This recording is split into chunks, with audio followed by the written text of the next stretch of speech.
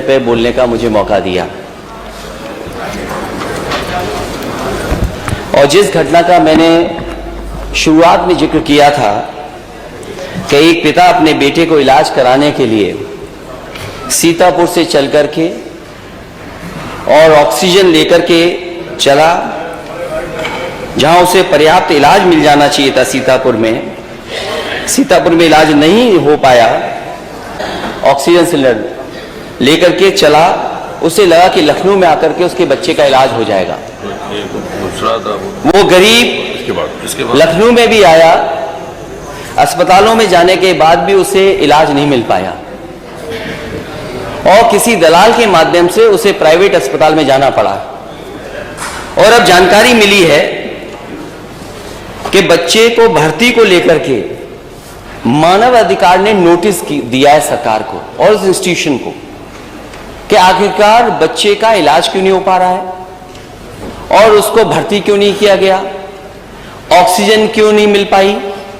ये तो एक घटना है, लेकिन अगर हम घटनाओं को जाएं और घटनाओं के बारे में जानकारी करें, यहां माननीय सदस्य ग्रामीण क्षेत्र से सब आते हैं, अगर एम्बुलेंस के लिए फोन किया जाए तो आज स्थिति यह पैदा हो गई है कि एम्बुलेंस समय पर नहीं पहुंच पा रही। और अगर ग्रामीण क्षेत्र से कहीं से फोन आया होगा 108 एम्बुलेंस के लिए, तो वो एम्बुलेंस नहीं पहुंची थी। और कई बार ये जानकारी मिली है, वो अखबारों में भी छपा है, टीवी में चला है, न्यूज में आई है बातें। एम्बुलेंस तब मिली है जब कुछ उस पर पैसा वसूल लिया गया है, और अगर मरीज पैसा नहीं दे पाया है तो उसको वहीं उतार दिया गया। ये 108 सुविधा और 102 सुविधा इसलिए उत्तर प्रदेश में चलाई गई थी और समाजवादी सरकार में शुरू की गई थी कि कम से कम ग्रामीण क्षेत्र में जो लोग दूर दराज में हैं और गरीब हैं, उनके पास इंतजाम नहीं अस्पताल पहुंचने का, वो फोन मिलाएं, जल्दी से जल्दी एम्बुलेंस आए और वो अपने इलाज करा सकें। पहले तो एम्बुलेंस नहीं आ रही है, एम्बुलेंस अगर आ भी जाए तो अस्पताल पहुंच करके इलाज नहीं है वहां पर, क्योंकि पर्याप्त डॉक्टर नहीं है। डॉक्टर किस समय आएंगे ये भी जानकारी नहीं है। अगर इलाज के लिए डॉक्टर मिल गए, पर्चा बन गया, देख लिया डॉक्टर ने, तो जांच के लिए कहां जाए, और बिना जांच के क्या इलाज होगा। अगर उसकी जांच नहीं होगी तो इलाज क्या होगा। एक्सरे के लिए, जांचों के लिए कोई इंतजाम नहीं सरकार के पास। और फिर दवाई का जहां संकट है, बड़े पैमाने पर संकट है, और इधर जो खबरें आई हैं अखबारों की, मैं जिक्र नहीं करना चाहता हूं, लेकिन फिर भी जो जानकारियां मिली हैं, हमारे लोग मौके पर पहुंचे हैं। अगर परिवार का सदस्य को इलाज नहीं मिल पाया, मृत्यु हो गई, तो कई ऐसी सूचनाएं हैं जहां पर मोटरसाइकिल पर, अपने कंधों पर अपने परिवार के सदस्य को गांव तक लेकर के गए हैं। सरकार क्या व्यवस्था नहीं कर सकती लाश को ले जाने के लिए। और अगर अस्पताल में मरीज आ रहा है तो स्ट्रेचर नहीं है, सबसे बेसिक चीज एम्बुलेंस, फिर अस्पताल पहुंच करके स्ट्रेचर्स, और किस विभाग में जाकर के इलाज हो वो, और उसके बाद जांचें। इस सरकार ने, जो अपने आप को दावा करती कि डबल इंजन की सरकार है, और पता नहीं कहां से सीख करके आए कि विश्व में सबसे अच्छी योजना यही चलाते हैं, विश्व में सबसे ज्यादा पहचान इन्होंने ही बनाई है। अभी इसी सदन में माननीय मंत्री जी कह रहे थे कि विश्व की सबसे बड़ी योजना पानी की उत्तर प्रदेश में चल रही है, या देश में चल रही सबसे बड़ी योजना है विश्व की। और विश्व की क्यों नहीं होगी। विश्व के यहां पाइप वाटर सप्लाई कब शुरू हो गया था, किस जमाने में पाइप वाटर सप्लाई था, और हर योजना इनकी विश्व वाली है। कोरोना के बाद और कोरोना के समय पर जो देखा है लोगों ने, आज भी भूला नहीं जा सकता। सरकारी अस्पताल में जाने के बाद जो दुर्दशा कोरोना में हुई, हम अपने अस्पतालों को नहीं सुधार पाए। आप किसी अस्पताल में चले जाइए, पीएससी, सीएससी, जिला अस्पताल, मेडिकल कॉलेज, सब में हाथ खड़े कर दिए डॉक्टरों ने। मैं खुद मौके पर गया हूं जिस समय कन्नौज का मेडिकल कॉलेज बन रहा था, मैंने कोशिश की कि सबसे बेहतरीन मेडिकल कॉलेज बने। वहां 2 विभाग मैं खुद आंखों से गया, मैंने कहा देखूं वे विभाग शुरू हो गए कि नहीं शुरू हो गए। जैसे ही मैं विभागों की तरफ बढ़ा तो मैंने कुत्ते ही कुत्ते देखे वहां पर, 1-2 नहीं 10-12 कुत्ते घूम रहे हैं। कार्डियोलॉजी डिपार्टमेंट में ताला है, आपके कैंसर डिपार्टमेंट में ताला है, दोनों में ताला है, दवाई है नहीं, मशीनें नहीं है। और जो इंस्टीट्यूशंस हमारी खड़ी की गई, पुरानी सरकारों ने भी बहुत कोशिश करके जो इंस्टीट्यूशंस खड़ी की हैं, अगर हम सबसे प्रीमियर इंस्टीट्यूशन को अपना माने पीजीआई, आप किसी विभाग में किसी डॉक्टर से पूछ लीजिए, जिन मशीनों में जिस लैबों में आपको काम करने का मौका मिल रहा है, क्या वो मशीनें ऑब्सलीट हो गई हैं कि नहीं हो गई हैं? ये सरकार बताए कि इन्होंने मशीनें कितनी खरीद करके डॉक्टर्स को दे दी। ठेले पे जा रहा है मरीज, ऑटो में जा रहा है मरीज, बैलगाड़ी में मरीज जा रहा है, आपकी एम्बुलेंस कहां है? कंधे पे। और कंधे पे लाश जाना, मोटरसाइकिल पे लाश जाना, ये कहां की तस्वीरें हैं? ये विश्व तस्वीरें देखेगा तो कहां जाएंगे आप? जिस दिन गोंडा की घटना, ये कस्टोडियल डेथ की हुई थी, ये नवाबगंज थाने की जिस दिन घटना हुई है, उसी दिन गोंडा में एक नर्स ने, एक गर्भवती मां जिसने बच्चे को जन्म दिया, बोतल चढ़ रही थी, गलत इंजेक्शन लगा दिया, उस मां की उसी समय जान चली गई। क्या मेडिकल नेग्लिजेंस की वजह से जाने नहीं जा रही? क्या मेडिकल नेग्लिजेंस की वजह से लोगों की किडनियां नहीं खराब हो रही हैं? ये सरकार जो दावा करती है कि झोला छाप जो डॉक्टर हैं, झोला छाप डॉक्टरों की नहीं दवाई चलने देंगे। ये खुद माननीय मंत्री बन गए हैं छापामार मंत्री। इनके छापों का असर क्या है? इनके छापों का असर क्या है? एक बच्चे को, एक मां जो एक गोंडा के अस्पताल में एडमिट थी, जाने कहां से जानवर आया, किसके कारण उसको नोच लिया गया, जिससे जान चली गई। जब पत्रकारों ने हंगामा किया, शोर किया, सवाल पूछा, इनके पास, माननीय मंत्री जी के पास जवाब नहीं था। पता नहीं कान में क्या कह दिया, कान में कुछ कह दिया। ये कान वाला इलाज क्या है आपका कि पत्रकारों ने उसके बाद सवाल नहीं पूछा आपसे? ये कान वाला इलाज क्या किया आपने? और जहां जहां छापे मारे हैं, आपके जाने के बाद क्या तस्वीर बदल गई है, कभी माननीय मंत्री जी ने सोचा है?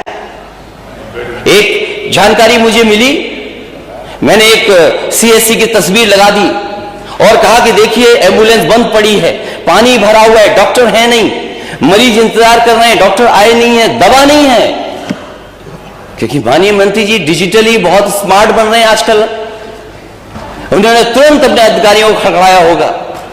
वहां के अधिकारी गए, पूरा का पूरा सफाई कर दी और तस्वीर लगा दी इन्होंने कि मैं, जो पूर्व मुख्यमंत्री, वो झूठ बोल रहे हैं, सत्य नहीं बोल रहे हैं।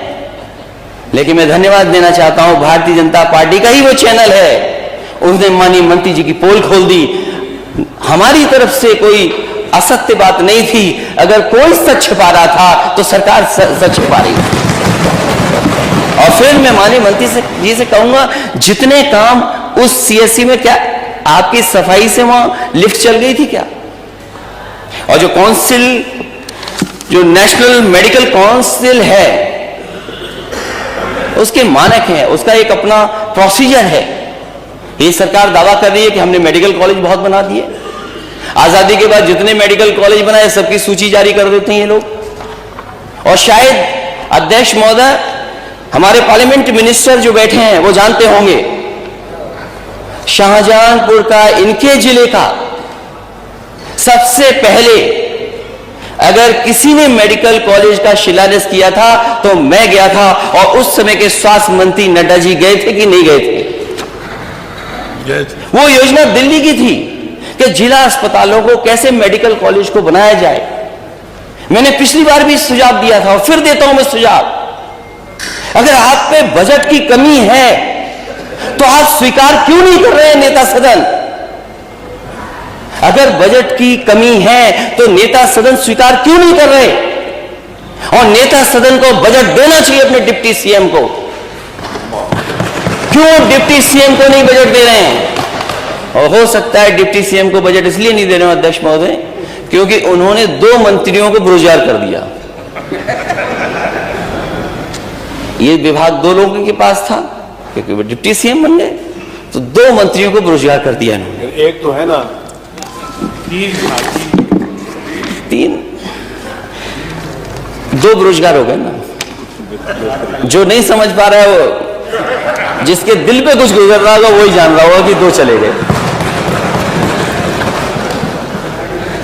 और ये सरकार जो निजीकरण का रास्ता अपना रही है, ये स्मोक स्क्रीन है कि हम विश्व से सबसे अच्छी फैसिलिटी दे रहे हैं, लेकिन सच्चाई ये है कि ये हमारी संस्थाओं को बंद करना चाहते हैं। ये हॉस्पिटल भी बंद करना चाहते हैं, ये सब प्राइवेट हाथों में देना चाहते हैं। रेलवे दे दिया, अभी लॉजिस्टिक्स के नाम पर रेलवे की जमीनें दे दी, पहले 5 साल के लिए दी, फिर 30 साल के लिए दे दी, 35 साल हो गए। आप अध्यक्ष जी खुद हैं, कानपुर इतने बड़े महानगर के, आप अध्यक्ष जी डेली खबर सुनते होंगे हैलट अस्पताल का हाल क्या है। और माननीय सदस्य जीत करके आए, बताइए हैलट अस्पताल क्या हाल है? कोई भी जिले अस्पताल में एडमिशन नहीं हो रहा, मरीज का रेफर कर देते हैं, यहां चलाया तो नहीं आगे बढ़ा देते हैं। मैं नेता सदन के माध्यम से माननीय मंत्री से जानना चाहता हूं, जो इमरजेंसी में आते हैं मरीज, उनको कितना भर्ती कर देते हैं आप? कितनों को इलाज मिल जाता है? आप कह रहे हैं नौकरी मिल जाएगी, स्टाफ की कमी है, आप भर्ती क्यों नहीं कर पा रहे हैं? कितनों को भर्ती दे दिया? और इनका सीधा सीधा है, जो बाबा साहब भीमराव अम्बेडकर जी ने दिया हमें संविधान में, हमें हक और सम्मान दिया, उसको छीनने की तैयारी। आउटसोर्स, ये नया नौकरी देने का तरीका है आउटसोर्स। ये आउटसोर्स पे रख रहे हैं। और आउटसोर्स पे कितना रख रहे हैं? सरकारी अस्पताल बंद हो जाएं, प्राइवेट फूल जाएं, बड़े हो जाएं। वो तो हमें खुशी इस बात की कि समाजवादियों ने मेदांता अस्पताल बना दिया। अस्पताल में जाते हैं तो लगता है कि अस्पताल है कुछ।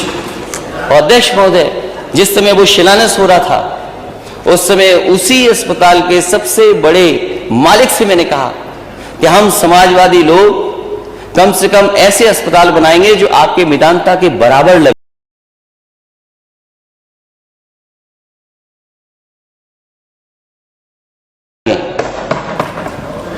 वो इंफ्रास्ट्रक्चर बनना चाहिए। अगर आप विश्व में कंपटीशन दिखाना चाहते हो तो आखिरकार वो इंफ्रास्ट्रक्चर क्यों नहीं बना पा रहे हो आप? हमें कोई शिकायत नहीं है। आप कह रहे हैं नौकरी मिल जाएगी, स्टाफ की कमी है, आप भर्ती क्यों नहीं कर पा रहे हैं? कितनों को भर्ती दे दिया? और इनका सीधा सीधा है, जो बाबा साहब भीमराव अम्बेडकर जी ने दिया हमें संविधान में, हमें हक और सम्मान दिया, उसको छीनने की तैयारी। आउटसोर्स, ये नया नौकरी देने का तरीका है आउटसोर्स। ये आउटसोर्स पे रख रहे हैं। और आउटसोर्स पे कितना रख रहे हैं? सरकारी अस्पताल बंद हो जाएं, प्राइवेट फूल जाएं, बड़े हो जाएं। वो तो हमें खुशी इस बात की कि समाजवादियों ने मेदांता अस्पताल बना दिया। अस्पताल में जाते हैं तो लगता है कि अस्पताल है कुछ। और अध्यक्ष महोदय, जिस समय वो शिलान्यास हो रहा था, उस समय उसी अस्पताल के सबसे बड़े मालिक से मैंने कहा कि हम समाजवादी लोग कम से कम ऐसे अस्पताल बनाएंगे जो आपके मेदांता के बराबर लगे।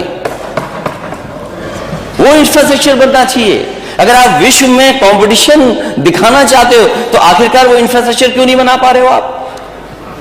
हमें कोई शिकायत नहीं है कि आप सम्मान के लिए प्रतिमा लगा दें। माने काशीराम, वो कल्याण सिंह जी की आपने लगाई, हमें कोई शिकायत नहीं उस पर।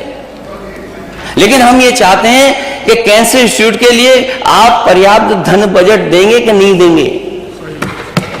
हमें कोई शिकायत नहीं है। 5 साल आपने इंतजार कराया, और इंतजार कराएंगे आप। जो इस प्रदेश के सबसे बड़े नेता, उनके नाम पर यूनिवर्सिटी बननी थी। प्रधानमंत्री जी ने लोक भवन के सामने उद्घाटन किया, शिलान्यास किया उसका। 5 साल समय निकाल दिया। और नया सत्र शुरू हो गया, दोबारा मौका जनता ने दे दिया, अभी तक यूनिवर्सिटी नहीं बनी। और गोरखपुर में नेता सदन मेडिकल कॉलेज में 500 बेड का सुपर स्पेशलिटी बच्चों का अस्पताल समाजवादियों ने बनाया था कि नहीं बनाया था? 200 बेड का जैपनीज इंसेफेलाइटिस के लिए बनाया था कि नहीं बनाया था? नेता सदन आप जानते होंगे, आपके लोग एम्स रोक रहे थे, वो राजनीति आप जाने, लेकिन बताइए नेता सदन एम्स के लिए जमीन समाजवादी सरकार में दी गई थी कि नहीं दी गई थी?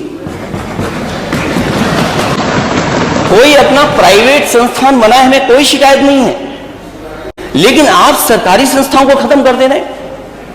यहां पर लाखों लोग आ रहे हैं लखनऊ में, लाखों लाख जो इलाज कराने के लिए आते होंगे।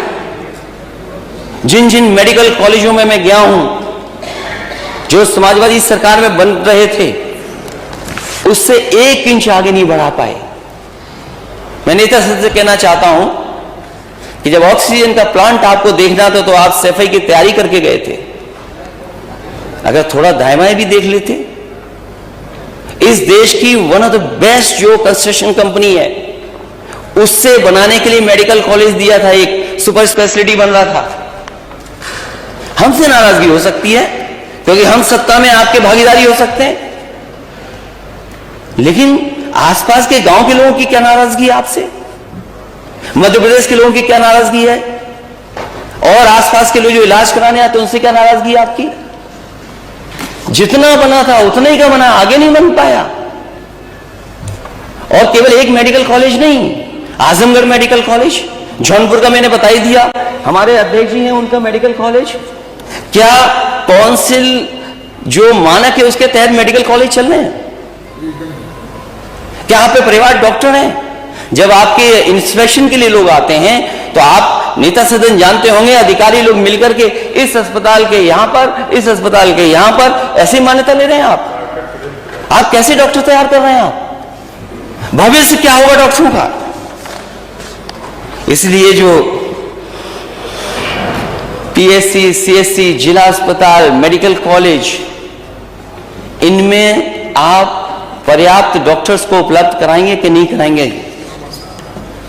और जो सुविधा मिलनी चाहिए गरीब मरीज को, वो सुविधाएं आप दिला पाओगे कि नहीं दिला पाओगे? 1 रुपए का पर्चा 10 रुपए का कर दिया आपने, जांचों में भी पैसा लगेगा। आप एमआरआई, सीटी स्कैन और जितनी भी जांचें सब प्राइवेट हाथों में देते जा रहे हो, तो गरीब क्या कराएगा? कहां से जांच कराएगा? और जो मशीनें ऑब्सोलीट हो गई उनको कब ठीक करोगे? कैंसर बढ़ रहा, उसके कैंसर के इलाज के लिए कैंसर इंस्टीट्यूट बनना था, आज भी लोगों को मुंबई जाना पड़ रहा है, आज भी लोगों को दिल्ली जाना पड़ रहा है। और जो कुछ मदद सरकार से होती है, और सरकार भी आधे अधूरे मन से मदद करती है। ये माननीय सदस्य बैठे हैं, ये पत्र लिखते हैं, कोई अपने इलाज के लिए नहीं पत्र लिखते हैं, जो गरीब जनता आती है उनके लिए पत्र लिखते हैं। अरे इतने गरीब कब से हो गए नेता सदन? आपकी तो डबल इंजन की सरकार है, आपको तो डबल पैसा देना चाहिए, और फिर उसमें भी हिसाब किताब देखते हैं आप कि कितना देंगे। अरे कोई बीमारी एक बार आएगी, पता नहीं कि बीमारी कितनी बार आ जाए,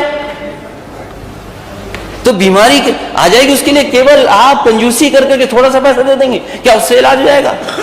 मैं तो ये कहना चाहता हूं अध्यक्ष महोदय आपके माध्यम से कि अगर कोई गरीब आए सरकारी अस्पताल में तो उसे इधर उधर नहीं देखना पड़े, पूरा का पूरा इलाज सरकारी अस्पताल में हो जाए। ये समाजवादियों का मानना है, ये हमारी सोच थी। मुझे याद है नेताजी ने जब भी ये लोहिया इंस्टीट्यूट बनाया, 1 रुपए का पर्चा किया, इलाज फ्री करा दिया। आज 100 रुपए का हो गया, 100 रुपए का हो गया। और हर मेडिकल कॉलेज में अलग से बजट देते थे गरीब के इलाज के लिए, असाध्य बीमारी के लिए इलाज करा ले, उसको पैसा नहीं देना पड़े। अरे कहां लेके जाओगे इतना पैसा? और अब तो आपने आउटसोर्स करके कंपनी हायर की है कि हम $1 ट्रिलियन इकोनॉमी कैसे बनाएंगे। यूपी की $1 ट्रिलियन इकोनॉमी। आपको लगता है दिल्ली वाले मदद नहीं कर रहे, जितनी मदद करनी चाहिए आपको। अरे दिल्ली की सरकार यूपी से बनती है, आप बताइए दिल्ली वालों को, और पैसा लाइए। आप अपना घोषणा पत्र दोबारा पलट के नहीं देखते क्या? आपने कितने एम्स बनाने के लिए कहा था? 5 साल चले गए, कितने एम्स बन गए आप? ये दोनों एम्स जो बन रहे हैं उत्तर प्रदेश में, ये समाजवादियों की देन है, जिसकी वजह से एम्स बन रहे हैं। आप नए एम्स कब लाओगे? बुंदेलखंड में जो मेडिकल कॉलेज था, जालौन का, उरई का, बर्बाद कर दिया, झांसी का बर्बाद कर दिया। अम्बेडकर नगर में जो पर्याप्त स्टाफ होना चाहिए वो नहीं है, कोई इलाज नहीं। आजमगढ़ का क्या हाल है, जो नए बना रहे उसका हाल आप बेहतर जानते होंगे। और इसीलिए हमारे जो डिप्टी सीएम है, जहां जाते हैं छापा मारते हैं, बाद में कहते हैं शर्मिंदा हो गए हम तो, क्यों आए हम छापा के लिए यहां पर? अरे छापा मंत्री बनोगे, कुछ कार्रवाई भी करोगे। आ जाए जवाब। जैसे झोला छाप डॉक्टर की कोई मान्यता नहीं, वैसे इनकी भी होने जा रही है अभी। अरे जवाब आने कोई नहीं पूछ रहा झोला छाप डॉक्टरों को, माननीय मंत्री ट्रांसफर हो गए, इन्हें पता ही नहीं भागीदारी किसकी थी। इसलिए जो घटनाएं हैं वो मैं जानता हूं। एम्बुलेंस से निजी अस्पताल में हो रही है मरीजों की शिफ्टिंग, यह है उत्तर प्रदेश। विश्व की सबसे बड़ी योजना चला रहे हैं आप लोग। 250 रुपए का ऑक्सीजन सिलेंडर 6 गुना वसूला जा रहा है। बेटे को लेकर के भटकता रहा बेबस पिता, जो मैंने कहानी बताई, और भी हुई इस तरह की घटनाएं। अस्पताल में पत्नी का शव पीठ पर लाद कर लौटा व्यक्ति। क्या दिन देख रहे हैं हम लोग। और प्रसव के दौरान जच्चा बच्चा दोनों की मौत। क्या दवा दे रहे हैं, क्या इलाज कर रहे हैं? क्या हमारी नर्सेज जो हैं वो ट्रेंड हैं? क्या हमारा जो पैरामेडिकल स्टाफ है वेल ट्रेंड है? क्या हम उसके लिए विशेष ट्रेनिंग की योजना चला रहे हैं? साइबर क्राइम के लिए बता रहे थे, अभी पार्लियामेंट्री मिनिस्टर चले गए कहीं, कि जैसे हम SLR चलाना सिखाते हैं वैसे हम साइबर क्राइम में सिखा रहे हैं। आप SLR बोला था, असला बोला था, चलो मुझे सुनने में गलती हो गई, हेडफोन नहीं लगाया था मैंने। मतलब साइबर क्राइम और असले में फर्क ही नहीं जानते हमारे लोग। रास्ते में एम्बुलेंस खराब, तड़प गए, उसी में जान चली गई। एम्बुलेंस के इंतजार में जान चली गई। ये आ गया विषय, आ गया। अध्यक्ष महोदय, मैं चाहता हूं कि सरकार कम से कम इस विभाग को तो बेहतर करे। और जब मौका मिला है आपको, डबल इंजन की सरकार कहते हैं आप, दावा करते हैं कि बजट में कोई कमी नहीं है, आप बजट पर्याप्त दीजिए। आपके डॉक्टर, आपके लोग दूसरे प्राइवेट में नहीं भागेंगे। प्राइवेट में व्यवस्थाएं बेहतर हैं, उन्हें सुविधाएं अच्छी हैं, इसलिए जानबूझ करके सरकार सरकारी अस्पतालों को बर्बाद कर रही, जिससे कि अच्छे अच्छे डॉक्टर हमारे चले जाएं। जो सुविधा PGI को मिलती थी वही सुविधाएं KGMU को दी, वही लोहिया को दी। नेता सदन गोरखपुर में कब उन डॉक्टर नर्स और सबको मिलेगी, या पूरे प्रदेश के डॉक्टरों को या उन मेडिकल कॉलेजों को वो सुविधा कब मिलेगी? आज बता। इसलिए अध्यक्ष महोदय मुझे उम्मीद है कि 108 व्यवस्था में सुधार लाएंगे। अगर बजट की कमी हो तो शर्मिंदा ना हो, नेता सदन के पास जाएं, कुछ समझाएं, मनाएं, शायद बजट आपको मिल जाए। बहुत बहुत धन्यवाद अध्यक्ष महोदय। और मैं चाहता हूं कि माननीय मुख्यमंत्री जी, और एक दिन